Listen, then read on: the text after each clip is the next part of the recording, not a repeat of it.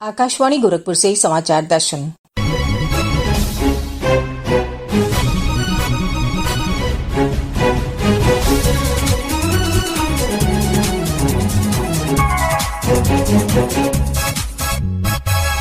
इस अंक में देवरिया जिले में किसान उत्पादक संगठन एफपीओ गठन के संबंध में जिलाधिकारी अखंड प्रताप सिंह के साथ विशेष वार्ता।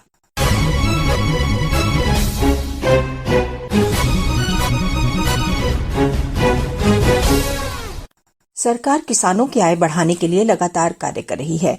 इसी दिशा में देश भर में बड़े पैमाने पर किसान उत्पादक संगठनों यानी एफपीओ के गठन की प्रक्रिया चल रही है। प्रधानमंत्री नरेंद्र मोदी किसानों की आमदनी बढ़ाने के लिए समय समय पर एफपीओ के महत्व पर जोर देते रहे हैं। साथियों, बीते वर्षों में हमने किसान उत्पादक संघों यानी एफपीओ उसके निर्माण पर भी विशेष बल दिया है। अभी देश भर में 10,000 नए एफपीओ के निर्माण पर काम चल रहा है।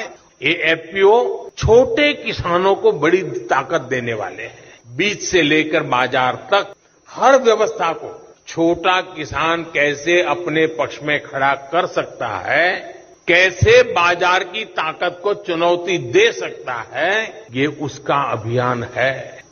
देवरिया जिले में भी वृहद स्तर पर एफपीओ गठन की कार्रवाई चल रही है। जिलाधिकारी अखंड प्रताप सिंह ने आकाशवाणी समाचार के साथ विशेष बातचीत में कहा कि उनका लक्ष्य जनपद में 10,000 एफपीओ गठित करने का है। आइए सुनते हैं देवरिया के जिलाधिकारी अखंड प्रताप सिंह की आकाशवाणी संवाददाता आदित्य शुक्ला के साथ ये वार्ता। किसानों की आय बढ़ाने पर सरकार लगातार जोर दे रही है। इसके लिए एफपीओ को क्रांतिकारी कदम माना जा रहा है। तो सबसे पहले हमारे श्रोता ये जानना चाहेंगे कि एफपीओ होते क्या हैं और ये किसानों की आय बढ़ाने में किस प्रकार मददगार होते हैं। देखिए, एफपीओ जैसा कि नाम से ही परिलक्षित हो रहा है, फार्मर प्रोड्यूसर ऑर्गेनाइजेशन, मतलब किसान उत्पादक संघ। मतलब किसान अगर किसी पर्टिकुलर फसल का उत्पादन करना चाहते हैं वो अपना एक उत्पादक संघ बनाते हैं, जिस संघ के माध्यम से सेम तरह का उत्पादन करने वाले किसान एक जगह पर इकट्ठा होते हैं। क्योंकि बेसिकली इसका उद्देश्य ये है कि उनकी मार्केटिंग स्किल को डेवलप। जैसे मार्केटिंग में कहीं भी अगर आप पढ़ने जाएंगे तो बिजनेस स्कूलों में एक चीज ये पढ़ाई जाती है कि स्केल जो होता है ना, उसका खेल होता है कि मतलब जिस स्केल पर आप प्रोडक्शन करते हो तो इकोनॉमी ऑफ स्केल का फायदा आपको मिलता है, और दूसरे नंबर पर जितना बल्क माल आपके पास रहता है आप उतने ही ज्यादा बायर को अट्रैक्ट कर पाते हो। तो फार्मर प्रोड्यूसर ऑर्गेनाइजेशन के माध्यम से सरकार की ये मंशा है कि जो किसानों की जो एक हेक्टेयर भी अगर है, मान लीजिए उसमें अगर 400 किसान इकट्ठा हो गए तो वो 400 हेक्टेयर का प्रोडक्शन हो जाएगा, और उस प्रोडक्शन पर उनका बल्क इतना आएगा कि किसी बड़ी कंपनी से वो बार्गेनिंग की पोजीशन में रहेंगे और अपने जो उत्पादित माल है उसको एक अच्छे प्राइस पर बेच पाएंगे। यानी गांव स्तर पर कुछ किसान आपस में मिलकर एक संगठन बनाते हैं। वो कौन कौन से क्षेत्र हैं जिसमें ऐसे एफपीओ बनाए जा सकते हैं? जो भी क्षेत्र है कृषि का, सब उत्पादन से लेके प्रोसेसिंग दोनों अलाउड। तो मैंने जितने जनपद में as a CDO, as a joint magistrate या डीएम सर्व किया है, तो देवरिया पहला ऐसा जनपद है जहां 16 ब्लॉक हैं। 16 ब्लॉक वाटर रिच हैं, मतलब यहाँ वाटर डेफिशिएंसी है ही नहीं। और एक स्ट्राइगरिंग फैक्ट और समझ में आया, ये कि देवरिया में जो नॉनवेज का कंजम्पशन है अन्य जनपदों के मुकाबले बहुत अच्छा है, और जो भी ये कंजम्पशन होता है ये सारा का सारा कंजम्पशन आयात होता है। मतलब देवरिया में लोकल प्रोडक्शन इसका जो है सिर्फ 15% के आसपास ही है। मतलब 85% अंडा, मुर्गा, मीट ये सब देवरिया में बाहर से आता है, इवन मछली तक बाहर से आता है। तो हम लोगों में ये विचार आया जब ये सब चीजें जिनका मार्केट यहाँ पर उपलब्ध है क्यों न देवरिया में इसके उत्पादन का बेस बनाया जाए। तो हम लोगों ने एफपीओ पर लोगों को इसमें प्रमोट करना शुरू किया कि वैज्ञानिक तरीके से कैसे गोटरी का प्रोडक्शन कर सकते हैं, आरएएस मेथड से मछली का कर सकते हैं, आधुनिक लेयर फार्मिंग की मेथड से अंडे का और पोल्ट्री प्रोडक्शन ये लोग कर सकते हैं। कृषि हो गया, पशुपालन हो गया, मत्स्य पालन हो गया, उद्यान हो गया। ये 4 डिपार्टमेंट ऐसे हैं जहाँ पर देवरिया में खूब जबरदस्त स्कोप है। अगर किसान एफपीओ का गठन करना चाहते हैं तो इसके लिए क्या प्रक्रिया है? इसमें मिनिमम जो है 10 से 15 किसानों का एक साथ आना जरूरी होता है। 10 से 15 किसान आपस में इकट्ठा होते हैं, फॉर्म पर वो किसी अपने संगठन का नाम लिखते हैं, उसका प्रॉपर एक मेंबरशिप जो डीड होती है वो पूरी तरीके से बना लेते हैं कि इसमें अध्यक्ष कौन है, कोषाध्यक्ष कौन है, उपाध्यक्ष कौन है, उसका सचिव कौन रहेगा। फिर उसके पंजीकरण के लिए वो अपना आवेदन करते हैं। आवेदन करते हैं, उसका एक निर्धारित छोटा सा शुल्क होता है। उस शुल्क को जमा करके उस अपने संगठन को वो पंजीकृत करा सकते हैं और सरकार जो है इन संगठनों के पंजीकरण के पश्चात इनको डिफरेंट तरह के जैसे प्रोडक्शन टेक्निक्स होगी उसमें बहुत सारी मदद प्रोवाइड करती है और इनकी मार्केटिंग में जो व्यय होता है तो मार्केटिंग के लिए जो इंफ्रास्ट्रक्चर रिक्वायर्ड होता है उसको बनाने में भी सहयोग प्रदान करती है। सरकार शुरुआत से लेकर प्रशिक्षण और बाद में उनको अगर ऋण की आवश्यकता होती है तो वो भी उपलब्ध कराते हैं। बिल्कुल। जिला स्तर पर कोई ऐसे नोडल अधिकारी हैं इसके जिनसे किसान संपर्क कर सकते हैं एफपीओ गठन के लिए? मेनली हम लोगों ने देवरिया में जो टारगेट किया है पशुपालन विभाग, कृषि विभाग, उद्यान विभाग और मत्स्य विभाग। अब ये सारे के सारे विभागों को उत्तर प्रदेश में जो होता है मुख्य कृषि उत्पादन आयुक्त शाखा का डिपार्टमेंट माना जाता है और जिले में उसके जो नोडल अधिकारी होते हैं वो मुख्य विकास अधिकारी होते हैं। बाय डिफॉल्ट मुख्य विकास अधिकारी इन चीजों के नोडल होते हैं, जो कि मैं स्वयं इसमें पर्सनल इंटरेस्ट ले रहा हूं।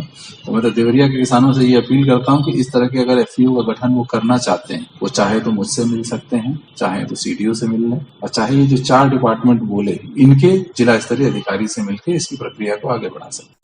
प्रधानमंत्री नरेंद्र मोदी जी ने पूरे देश में 10,000 एफपीओ खोलने का लक्ष्य रखा है और आपने देवरिया जिले में भी 10,000 एफपीओ अकेले खोलने का एक लक्ष्य रखा है, तो कुछ प्लान होगा, तो वो क्या है?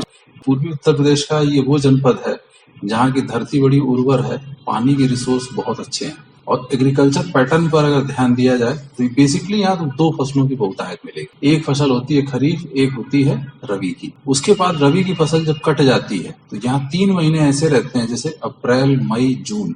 ये 3 महीने देवरिया में ना के बराबर फसलें बोई जाती हैं, पूरी तरीके से धरती खाली रहती है जबकि वाटर रिसोर्स बहुत अच्छा है। तो हमने जो टारगेट किया कि इन 3 महीनों में साइलेज प्रोडक्शन बहुत अच्छा हो सकता है। पूरे देवरिया का जो एग्रीकल्चर रकबा है वो लमसम 1.5 लाख हेक्टेयर के आसपास है। अगर 1.5 लाख हेक्टेयर में हम साइलेज को प्रमोट कर ले जाएं तो यहाँ कम से कम एक बड़ी इंडस्ट्री साइलेज की तैयार हो सकती है। उस साइलेज इंडस्ट्री के दम पर यहाँ पर दुग्ध उत्पादन के बाद बकरी पालन के बाद अन्य जितनी अनुषंगिक एक्टिविटी है वो उस पर डिपेंड हो सकती है। ठीक इसी तरीके से 4 बड़ी नदियां घाघरा, राप्ती, गोर्रा, छोटी गंडक है और इसके अलावा 11 छोटी नदियां जो है नालों के फॉर्म में यहाँ बहती हैं जिनमें एकदम साफ पानी बहता है। तो वो मत्स्य पालन की अपूर्व एकदम अपार संभावनाओं को दर्शाता है। इसके अलावा आप आसपास देखेंगे तो लमसम 20 से 30% लैंड ऐसी है देवरिया में जो जलमग्न होती है और उसकी जलमग्नता का जो ड्यूरेशन है वो 4 से 5 महीने के आसपास रहता है। उन 4-5 महीनों में हम लोग मखाना कल्टीवेशन को प्रमोट कर सकते हैं।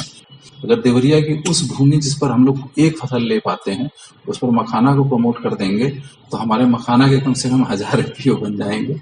इसके बाद देवरिया में आज तक कोई फल पट्टी डेवलप नहीं हुई है तो यहाँ पर लीची का प्रोडक्शन बहुत अच्छा हो सकता है। इसके अलावा नदी नालों के किनारे जैसे जो बंधे बने हैं उन बंधों के किनारे एसेंशियल ऑयल की खेती हो सकती है, बांस की खेती हो सकती है, खजूर के दम पर पट्टाली गुड़ का प्रोडक्शन हो सकता है। इन सब चीजों को हम लोगों ने टारगेट किया है। इसके अलावा देवरिया का जो क्लाइमेटिक कंडीशन है वो इस बात को भी करता है कि यहाँ मशरूम की खेती बहुत अच्छी हो सकती है। तो भीमा बैम्बू के लिए भी यहाँ पर जबरदस्त स्कोप है देवरिया में। इन्हीं सब चीजों को जब हम लोगों ने जोड़ा और कि अगर 100 या 500 एफपीओ भी इन पर्टिकुलर क्षेत्र में अगर हम टारगेट कर लें 10,000 से ऊपर तो अकेले देवरिया ही क्रॉस हो रहा है। चूंकि आप इससे पहले और भी जिलों में तैनात रहे हैं, वहां पर भी आपको ऐसे जिलाधिकारी के रूप में जाना गया है जिन्होंने कृषि क्षेत्र में बहुत व्यापक स्तर पर परिवर्तन किए हैं और हमारे पास कई इसके उदाहरण हैं। जैसे एक कौशाम्बी जिले में ड्रैगन फ्रूट की खेती आपने शुरू कराई, आज वहां पर किसान इसका फायदा उठा रहे हैं। तो कुछ ऐसा ही विजन आपका देवरिया के लिए भी है। यहाँ पर आपके आने के बाद से एफपीओ गठन को लेकर क्या किया गया है और इस दिशा में और आगे क्या प्रयास किए जा रहे हैं? अभी तक जो मुझे बताया गया कि टोटल जो 27 एफपीओ पहले फंक्शनल थे उसके अतिरिक्त 30 एफपीओ लमसम गठित हो चुके हैं और लमसम 30 के ही आसपास गठन की प्रक्रिया में। तो इसकी हम लोग रेगुलर समीक्षा करते हैं और समीक्षा करके किसानों के बीच में हम लोग इसकी गोष्ठियों का भी आयोजन करते हैं। मेरे द्वारा हर शुक्रवार को गाँव में जन चौपाल का आयोजन किया जाता है। जन चौपाल में जन समस्याओं को सुनने के साथ साथ हम लोग दूसरा सेक्शन इस बात पर भी रखते हैं कि उनकी वेलबींग कैसे अच्छी हो। वेलबींग अच्छा करने में एफपीओ मॉडल का वहाँ जोर शोर से प्रचार प्रसार किया जाता है। किसानों से मेरी अपील है, माननीय प्रधानमंत्री जी और माननीय मुख्यमंत्री जी दोनों ये चाहते हैं कि हमारा अन्नदाता उसकी इनकम डबल हो। तो एफपीओ कार्यक्रम अपने आप में एक ऐसा टूल है जिसको किसान अपनाएं, आगे बढ़ के आए। उसमें जितनी भी सरकारी बाधाएं आएंगी तो सरकारी बाधा को दूर करने के लिए जिला मशीनरी जो है कृत संकल्प है। आप हमारे साथ 1 कदम चलेंगे, हम आपके साथ 100 कदम चलने को तैयार हैं। जब तक आप अपने पैरों पर खड़े ना हो पाए तब तक हम आपका साथ देंगे। यही एक अपील है कि बढ़ चढ़ के आइए, हाथ बढ़ाइए, हम आपका हाथ थामने को तैयार हैं और आपकी मदद करने को तैयार हैं। आकाशवाणी समाचार से बात करने के लिए बहुत धन्यवाद। इसी के साथ संपन्न होता है समाचार दर्शन का ये अंक। संपादन आदित्य शुक्ला और वाचन सुकीर्ति अस्थाना।